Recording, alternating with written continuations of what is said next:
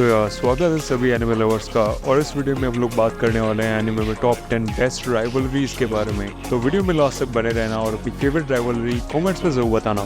तो बिना किसी देरी की वीडियो शुरू करते हैं। तो नंबर 10 पर है नात्सु और ग्रे की राइवलरी। ये दोनों एक बहुत ही कमाल के एनिमे फेरी टेल से आते हैं और सेम ही गिल्ड के मेंबर्स हैं, और हमेशा साथ रहने के बावजूद इनकी लड़ाई हमेशा किसी न किसी चीज़ को लेकर चलती ही रहती है। और एट द एंड एर्जा को इन दोनों के बीच में आना ही पड़ता है। लेकिन इसका ये मतलब नहीं है कि ये दोनों एक दूसरे की रिस्पेक्ट नहीं करते। ये दोनों एक दूसरे की पावर्स को जानते हैं और एक दूसरे का बेहद ट्रस्ट करते हैं। और at the end of the day ये दोनों हमेशा एक दूसरे को आगे बढ़ने के लिए कोशिश करेंगे।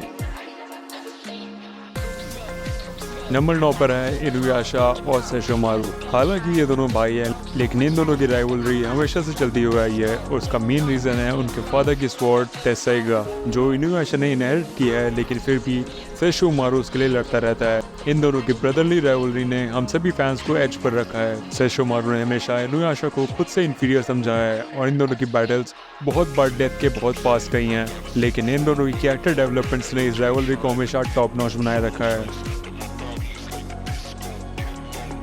नंबर 8 पर है लाइट और एल, एक बहुत ही कमाल के एनिमे डेथ नोट से। डेथ नोट हम में से बहुत से लोगों का फर्स्ट एनिमे है और उस फर्स्ट एनिमे के एक्सपीरियंस को 4 चांद लगा दिए थे लाइट और एल की राइवलरी ने। फ्रॉम द मोमेंट एल को इंट्रोड्यूस किया गया था एनिमे में, इन दोनों की राइवलरी और माइंड बैटल्स ने हमें कम्प्लीटली हुक्ड रखा था। अनगिनत ट्विस्ट और टर्न से हमेशा एक दूसरे से एक कदम आगे रखने की बैटल ने हमें ऑल स्ट्रक करके रख दिया था। हम भी बस यूक के जैसे ही मेस्मराइज्ड हो गए थे इनकी अमेजिंग माइंड बैटल से। नंबर 7 पर है आस्था और यूनो, एक न्यू जन एनिमे ब्लैक क्लोवर से। ब्लैक क्लोवर को रिलीज हुए ज़्यादा टाइम नहीं हुआ है, लेकिन इस कमाल के जोड़ी ने आते ही ढेरों फैंस बना लिए हैं और one of the best rivalries में अपना नाम भी शामिल कर लिया है।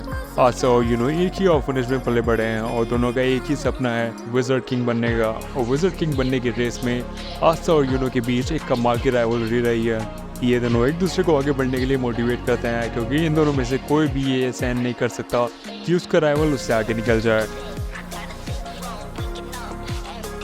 नंबर 6 पर है हाशिरामा और मादारा, one of the big 3 anime Naruto से। हाशिरामा और मादारा की ऐसी राइवलरी है कि जिसे बस एक ही वर्ड से डिफाइन कर सकते हैं और वो है लेजेंडरी।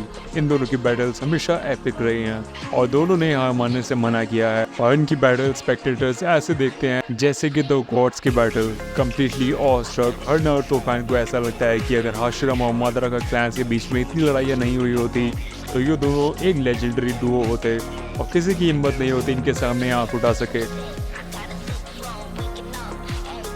नंबर 5 पर है काकाशी और माइट गाय, बिग 3 में से एक नारुतो से, जहाँ एक तरफ है स्किल जीनियस काकाशी तो दूसरी तरफ है the very hard working Might Guy. और किसने सोचा था माइट गाय काकाशी को अपना राइवल मानने पे मजबूर कर देगा। इन दोनों की राइवलरी एनिमे के स्टार्ट से ही एक अलग लेवल पर रही है और सभी एनिमे फैंस को इन्होंने कैप्टिवेट किया है। भले ही वो मुश्किल के समय में एक दूसरे का साथ देना हो या फिर फन वे में अपनी राइवलरी को थ्राइविंग रखना हो, इन्होंने हमेशा उस पार्ट को एस किया है। और एनिमे के एंड होते होते काकाशी के डैड की बात सच ही हो गई थी और माइट गाय ने अपने हार्डवर्क के बेसिस पे अपने राइवल को एक्नॉलेज करा ही दिया था। नंबर 4 पर है जोरो और सांजी, एक और बिग 3 एनिमे में से एक वन पीस से। जोरो और सांजी दोनों अपने कैप्टन लूफी के विंग्स हैं और दोनों ही कमाल के कैरेक्टर्स हैं और उतनी ही कमाल की है इन दोनों की राइवलरी। ये दोनों एक दूसरे को बर्दाश्त नहीं कर सकते, ऑन द अदर हैंड एक दूसरे के बिना रह भी नहीं सकते। एक दूसरे को फनी नेम देना हो या एक दूसरे का मजाक उड़ाना हो, ये दोनों कभी भी मौका नहीं छोड़ेंगे। दोनों को एक दूसरे से ज़्यादा बाउंड्री चाहिए और दोनों को एक दूसरे से बेटर बनना है, लेकिन जब बात साथ फाइट करने की हो तो ये फैंस के लिए एक डिलाइट है। नंबर 3 पर है गर्ट्स और ग्रिफिथ, एक कमाल के एनिमे बर्ज़र्क से। गर्ट्स और ग्रिफिथ दोनों एक कमाल के कैरेक्टर्स हैं और दोनों का रिलेशनशिप भी बहुत टॉप नॉच रहा है। इनका स्टार्ट और बॉन्ड जो इन दोनों ने डेवलप किया है, बाद में इन दोनों को रियलाइज़ हुआ है कि इनका बॉन्ड कितना स्पेशल था।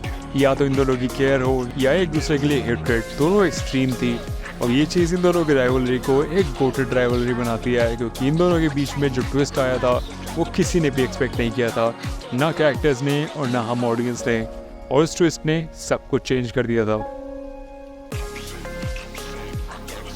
नंबर 2 पर है नारुतो और सासुके।